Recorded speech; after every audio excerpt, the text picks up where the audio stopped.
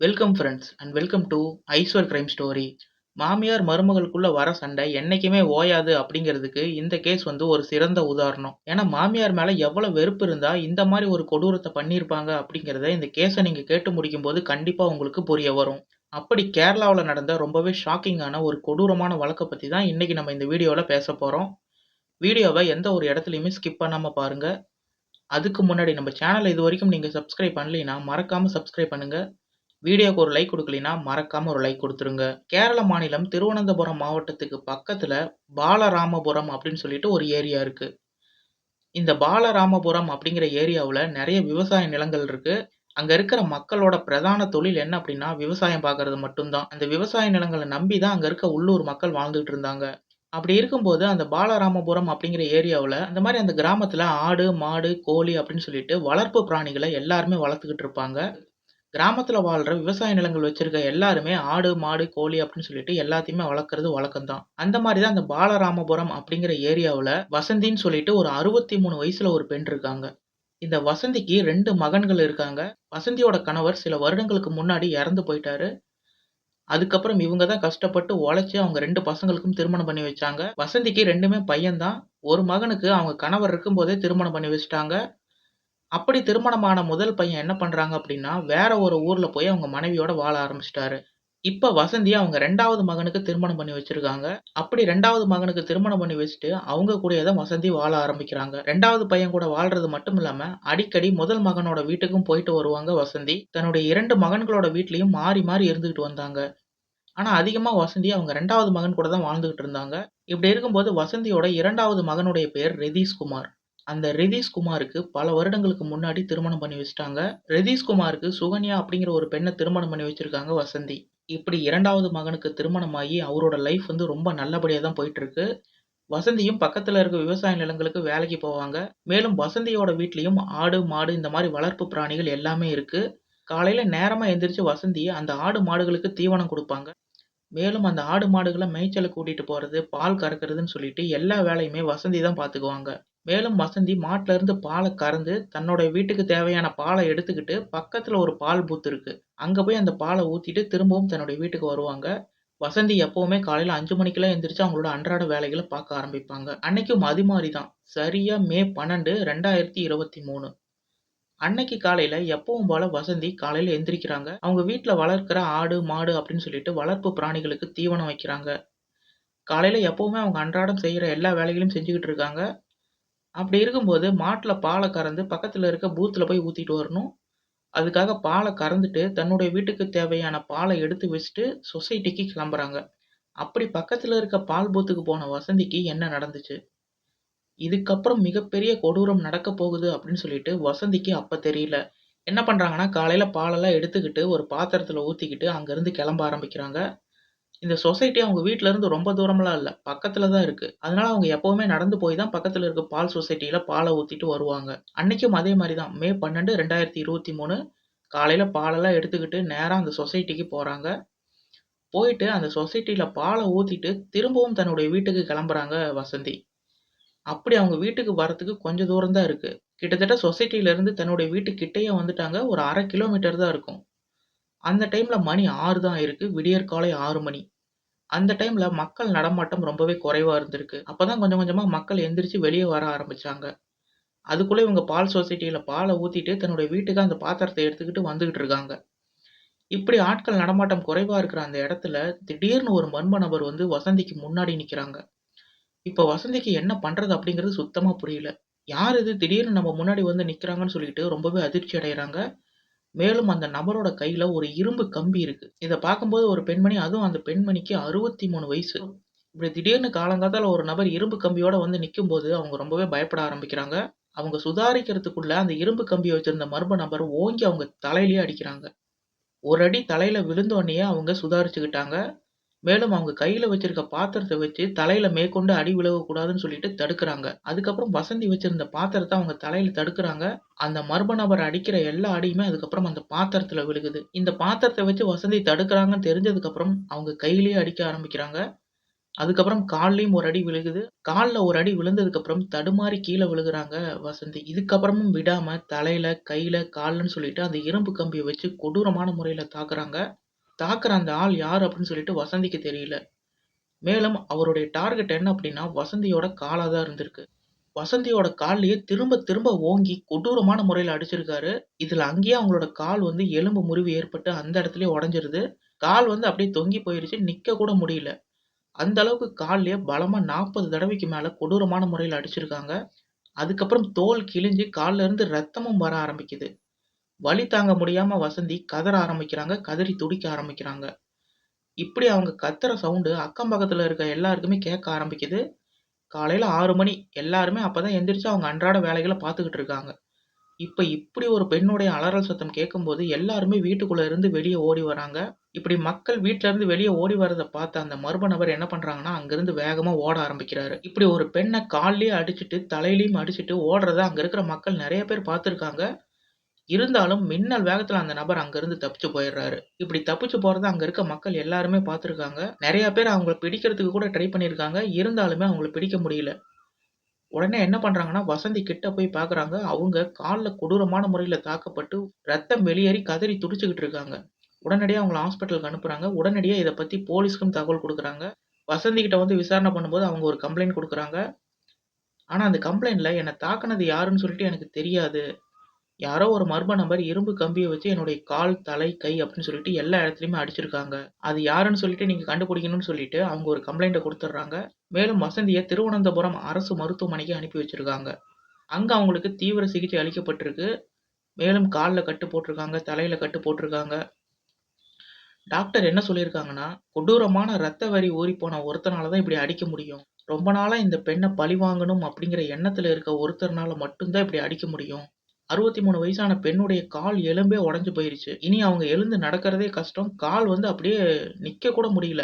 உள்ள இருக்க எலும்பு எல்லாமே உடைஞ்சிருச்சு. இப்ப அவங்களுக்கு நான் பிளேட் தான் வச்சிருக்கேன் அப்படின்னு சொல்லிட்டு டாக்டர் சொல்றாங்க. இப்படி 63 வயசு பெண்மணிய தாக்குனது யாருன்னு சொல்லிட்டு போலீஸ் கண்டுபிடிக்கணும். அதுக்குண்டான முயற்சிகள அவங்க எடுக்க ஆரம்பிக்கிறாங்க. முதல்ல போலீஸ் எங்க இருந்து இன்வெஸ்டிகேஷன ஸ்டார்ட் பண்றாங்கன்னா, வசந்தி கிட்ட இருந்து தான் ஸ்டார்ட் பண்றாங்க. என்ன கேட்கறாங்கன்னா, உங்களுக்கு யாராவது எதிரிகள் இருக்காங்களா? உங்களுக்கு வேண்டாதவங்க யாராவது இருக்காங்களா? அப்படின்னு சொல்லிட்டு கேட்க ஆரம்பிக்கிறாங்க. வசந்தியும் ரொம்ப நேரம் யோசிச்சு பார்த்துட்டு, அந்த மாரிலாம் எங்களுக்கு யாருமே இல்ல. மேலும் என்னைய இந்த அளவுக்கு தாக்குற அளவுக்கு எனக்கு எதிரி யாருமே கிடையாது. யார் இத பண்ணாங்கன்னு சொல்லிட்டு எனக்கு ஐடியாவே இல்லன்னு சொல்லிட்டு வசந்தி சொல்லிடுறாங்க. மேலும் வசந்தியோட பையன்கிட்ட விசாரணை பண்றாங்க. ரெதீஷ் குமார் அப்படின்னு சொல்லிட்டு அவங்களுக்கு ஒரு பையன் இருக்காங்க. அவருக்கு ஒரு 38 வயது ஆகுது. மேலும் அவங்க அம்மாக்கு இப்படி ஆயிருச்சுன்னு சொல்லிட்டு ரெதீஷ் குமார் ஹாஸ்பிட்டல் வந்துடுறாங்க. ரெதீஷ் குமார் கூடவே அவங்க மருமகளான சுகன்யாவும் வந்துடுறாங்க. இப்படி போலீஸ் ஹாஸ்பிட்டல்லயே ரெதீஷ் குமார் கிட்ட உங்களுக்கு வேண்டாதவங்க யாராவது இருக்காங்களான்னு சொல்லிட்டு கேட்க ஆரம்பிக்கிறாங்க. அவருக்குமே அப்படி யாருமே இல்லையே. எங்க அம்மாவ இந்த மாரி தாக்குற அளவுக்கு எங்களுக்கு எதிரிகள் யாருமே இல்லன்னு சொல்லிட்டு அவரும் சொல்லிடுறாங்க. இதனால போலீஸ்க்கு இந்த 63 வயசான பெண்மணியான வசந்திய இந்த அளவுக்கு கொடூரமா தாக்குனது யாருன்னு சொல்லிட்டு கண்டுபிடிக்கிறது ரொம்பவே கஷ்டமா இருந்துச்சு. அதுக்காக அவங்க என்ன பண்றாங்கன்னா, அவங்கள எங்க தாக்குனாங்களோ அங்க ஏதாவது சிசிடிவி கேமரா இருக்கான்னு சொல்லிட்டு செக் பண்ணி பார்க்குறாங்க. மேலும் வசந்தி அந்த பால் சொசைட்டிக்கு போயிட்டு அவங்க வீட்டுக்கு வர வழியில நெறைய இடத்துல சிசிடிவி கேமரா இருந்திருக்கு. அது ஒரு கிராமமா இருந்தாலுமே, அவங்க அடி வாங்குன இடத்துல இல்லாம பக்கத்துல நெறைய சிசிடிவி கேமரா இருந்திருக்கு. அது எல்லா ஃபுட்டேஜையுமே எடுக்குறாங்க. அத எடுத்து செக் பண்ணி பார்த்தா, வந்த நபர் யாருன்னு சொல்லிட்டு ஒரு வேள க்ளூ கிடைக்கலான்னு சொல்லிட்டு போலீஸ் செக் பண்ணி பார்க்குறாங்க. மொத்தமா போலீஸ் என்ன பண்றாங்கன்னா, 40 சிசிடிவி கேமரா ஃபுட்டேஜ் எடுத்து பார்க்குறாங்க. அது எல்லா ஃபுட்டேஜையுமே போலீஸ் ஒண்ணொண்ணா உட்காந்து பார்க்குறாங்க. இத பார்த்துட்டு இருக்க அதே வேளையில இன்னொரு போலீஸ் டீம் என்ன பண்றாங்கன்னா, அங்க இருக்கிற ஊர் மக்கள்ட்ட விசாரணை பண்றாங்க. ஓடிப்போன நபர நீங்க எல்லாருமே பார்த்துருக்கீங்க. அவங்க யாருன்னு சொல்லிட்டு உங்களுக்கு தெரியுமான்னு சொல்லிட்டு போலீஸ் விசாரணை பண்ணாங்க. இருந்தாலும் அந்த ஓடிப்போன நபர் யாருன்னு சொல்லிட்டு அங்க இருக்க யாருக்குமே தெரியல. மேலும் அவரு எப்படி இருந்தாருன்னு சொல்லிட்டு போலீஸ் கேட்டிருக்காங்க. அந்த வந்த மர்ம நபர் எப்படி இருந்தாருன்னா, ஒரு கோட் போட்டிருந்தாரு. உள்ள ஒரு பனியன் போட்டிருந்தாரு. ஜீன்ஸ் பேண்ட் போட்டிருந்தாங்க. மேலும் ஒரு ஷூ போட்டிருந்தாங்க. முகமூடி போட்டிருந்தாங்க. அப்படின்னு சொல்லிட்டு எல்லா தகவலையுமே நேர்ல பார்த்தவங்க சொல்றாங்க. ஆனா அவரு யாருங்கிறது யாருக்குமே தெரியல. இதனால போலீஸ் அந்த சிசிடிவி கேமராவ ஒண்ணொண்ணா செக் பண்றாங்க. அப்படி செக் பண்ணி பார்க்கும்போது, அந்த நபர் வந்து தாக்குறது வந்து பதிவாகல. ஆனா அப்படி அவங்கள தாக்கிட்டு, அவங்க அலறி துடிச்சுட்டு இருக்கும்போது, மக்கள் எல்லாருமே ஓடி வராங்க. அத பார்த்துட்டு அந்த மர்ம நபர் திரும்பி ஓடுறது பதிவாயிருக்கு. அப்படி ஓடுன நபர் என்ன பண்றாருன்னா, பக்கத்துல ஒரு பொட்டல் காடு இருக்கு. அந்த காட்டுக்கு பக்கத்துல ஒரு கிணறு இருக்கு. அந்த கிணத்துக்கு பக்கத்துல நின்னு ஏதோ பண்றாரு. அதுக்கப்புறம் அங்கிருந்து எஸ்கேப் ஆகி போறது பதிவாயிருக்கு. அந்த கிணறுகிட்ட போலீஸ் போய் பார்க்கும்போது, அங்க ஒரு இரும்பு கம்பி இருந்திருக்கு. இந்த இரும்பு கம்பிய வச்சு தான் வசந்தி அம்மாவ கொடூரமான முறையில தாக்கியிருக்காங்க. அத போலீஸ் மீட்டெடுக்குறாங்க. இப்ப மர்டர் வெப்பன் வந்து போலீஸ்க்கு கிடைச்சிருச்சு. ஆனா வசந்தி அம்மாவ தாக்குனது யாருன்னு சொல்லிட்டு மேற்கொண்டு அந்த சிசிடிவி கேமராவ உத்து பார்க்குறாங்க. அப்படி உற்று நோக்கி பார்க்கும்போது இன்னும் பல விஷயங்கள் போலீஸ்க்கு தெரிய வருது. இப்ப இந்த நபர் யாருன்னு தெரியல. அதனால அவங்க போட்டிருக்க சட்ட பேண்ட்ட வச்சு விசாரணை பண்ணலாம். இது இந்த ஊர்ல மேபி வேற யாராவது போட்டிருக்கலாம். அத மக்கள் பார்த்திருக்கலாம். அதனால இது மூலியமா ஏதாவது துப்பு கிடைக்குமான்னு சொல்லிட்டு, அத வந்து மக்கள்ட்ட காட்டுறாங்க. அந்த ஏரியால இருக்க மக்கள்ட்ட அவர் அணிஞ்சிருந்த உடைய காமிச்சு விசாரணை பண்றாங்க. இந்த ட்ரெஸ்ஸ இதுக்கு முன்னாடி யாராவது நீங்க போட்டு பார்த்துருக்கீங்களான்னு சொல்லிட்டு ஒவ்வொரு வீடா விசாரணை பண்றாங்க. அப்படி விசாரணை பண்ணும்போது அவங்களுக்கு ஒரு க்ளூ கிடைக்குது. இந்த சட்டை வேற யாரும் இல்ல. கொடூரமான முறையில தாக்கப்பட்ட வசந்தி அம்மாவோட பையனோடது. அவருடைய சட்டை பேண்ட் தான் அப்படிங்கிறது இன்வெஸ்டிகேஷன்ல தெரிய வந்திருக்கு. அவங்களுடைய பையனே அவங்க அம்மாவ எதுக்கு இந்த அளவுக்கு கொடூரமா தாக்கணும்னு சொல்லிட்டு போலீஸே அதிர்ந்து போயிட்டாங்க. ஆனா அந்த அதிர்ச்சி கொஞ்ச நேரத்துக்குள்ளேயே மிகப்பெரிய ட்விஸ்ட்டா மாறுது. ஏன் அப்படின்னா, அந்த சிசிடிவி கேமராவ பார்க்கும்போது, வசந்தி அம்மாவ தாக்குனது ஒரு ஆணே இல்ல, ஒரு பெண் அப்படிங்கிறது தெரிய வந்திருக்கு. மேலும் அந்த அம்மாவ அடிச்சுட்டு அவரு ஓடும்போது, அவங்க தலையில ஒரு கொண்டை இருக்கிறத போலீஸ் பார்த்துருக்காங்க. அதனால கண்டிப்பா அந்த அம்மாவ தாக்குனது ஒரு பெண் தான் அப்படிங்கிறத முடிவு பண்றாங்க. இதனால வசந்தி அம்மாக்கு பெண்கள் யாராவது விரோதி இருக்காங்களான்னு சொல்லிட்டு விசாரிச்சு பார்க்குறாங்க. அப்பதான் போலீஸ்க்கு அக்கம் பக்கத்துல விசாரிக்கும்போது, மாமியார், மருமகள் சண்டை அப்படிங்கிறது தெரிய வந்திருக்கு. இந்த வசந்திக்கும் அவங்க மருமகளுக்கும் சுத்தமா ஆகாது. எப்ப பாரு சண்டை போட்டுக்கிட்டே இருப்பாங்க. தினமும் இவங்க சண்டை போடுறத நாங்க பார்த்துக்கிட்டே இருப்போம். ஒரு நாள் கூட இவங்க சண்டை ஓயவே ஓயாது. அந்த அளவுக்கு தினமும் சண்டை போட்டு சலிப்பாங்க அப்படின்னு சொல்லிட்டு அக்கம் பக்கத்துல தெரிய வந்திருக்கு. ஒருவேளை இவங்க மருமகள் தான் ஏதாவது இப்படி பண்ணியிருப்பாங்களோ அப்படின்னு சொல்லிட்டு அவங்கள்ட்ட விசாரணை பண்றாங்க. வசந்தியோட மருமகள் பேரு சுகன்யா. அவங்களுக்கு 36 வயது ஆகுது. அவங்கள பிடிச்சு போலீஸ் விசாரணை பண்ண ஆரம்பிக்கிறாங்க. அப்படி சுகன்யா கிட்ட விசாரணை பண்ண ஸ்டார்ட் பண்ணும்போது தான் எல்லா உண்மைகளுமே தெரிய வந்திருக்கு. இந்த ட்விஸ்ட்ட கேட்கும்போது போலீஸே ஒரு நிமிஷம் மிரண்டு போயிட்டாங்க.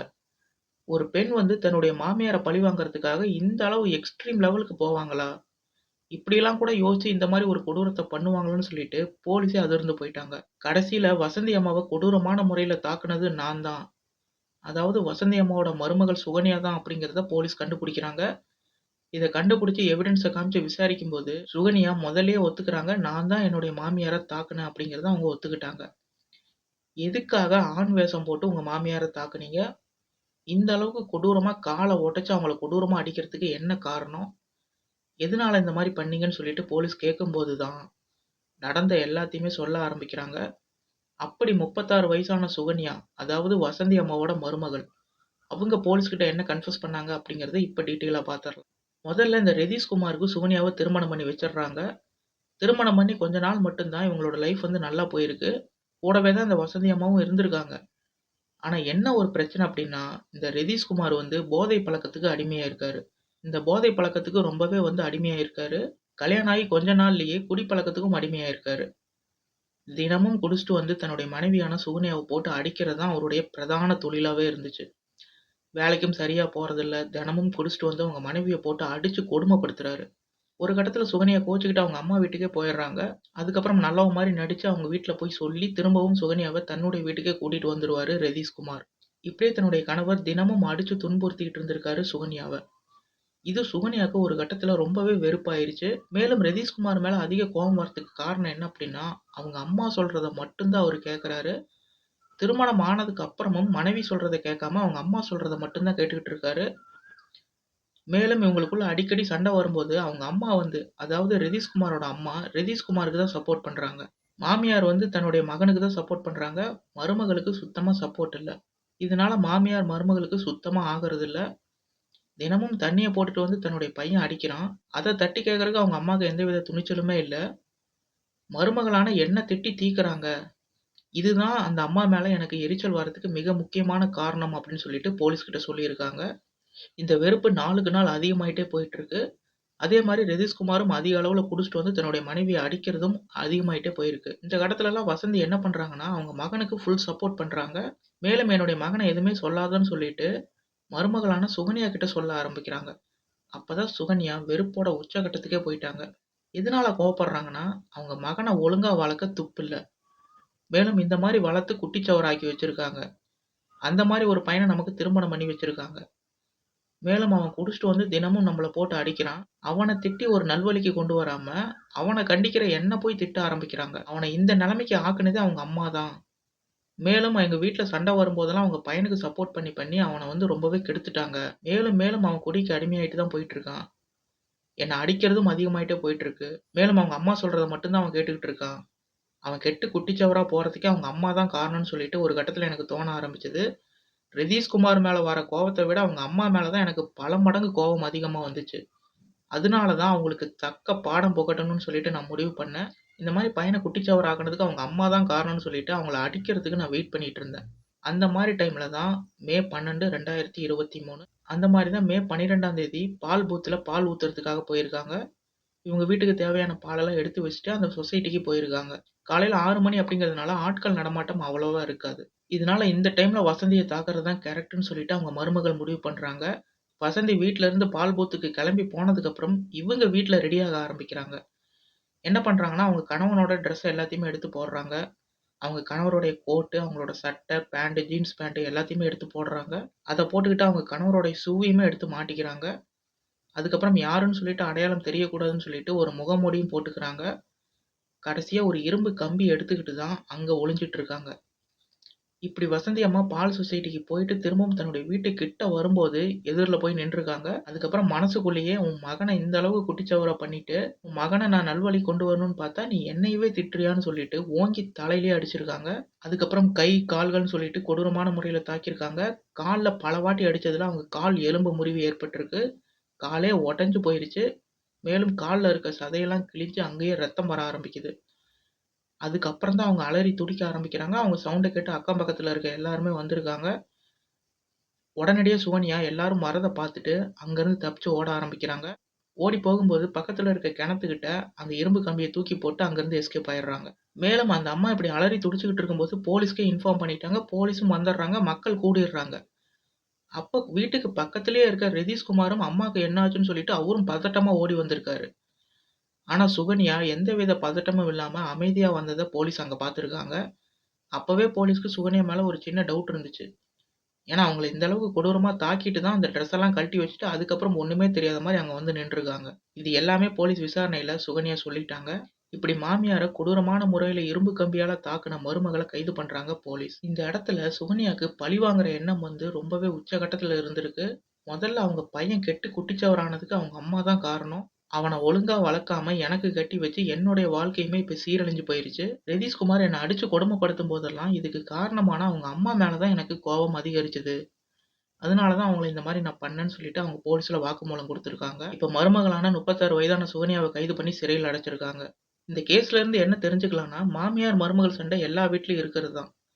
அத உட்காந்து பேசி தீர்த்துக்கலாம். அதுக்காக இந்த அளவுக்கு பழிவாங்குற எக்ஸ்ட்ரீம் லெவலுக்கு போகணும் அப்படிங்கிற அவசியம் இல்ல. இப்படி உங்க மாமியார பொது வெளியில வச்சு கொடூரமான முறையில தாக்குனதுனால உங்களுக்கு என்ன கிடைச்சது?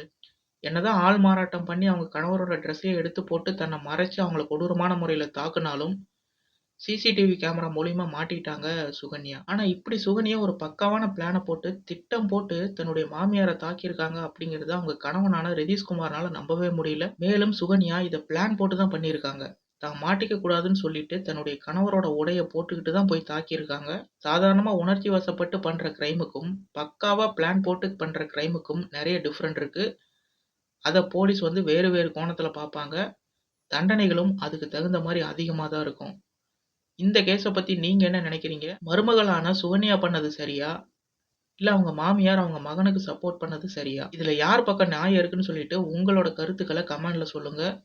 இதே மாரி இன்னொரு கிரைம் கேஸோட உங்கள வந்து சந்திக்கிறேன். மறக்காம வீடியோவ லைக் அண்ட் ஷேர் பண்ணுங்க. Thank you.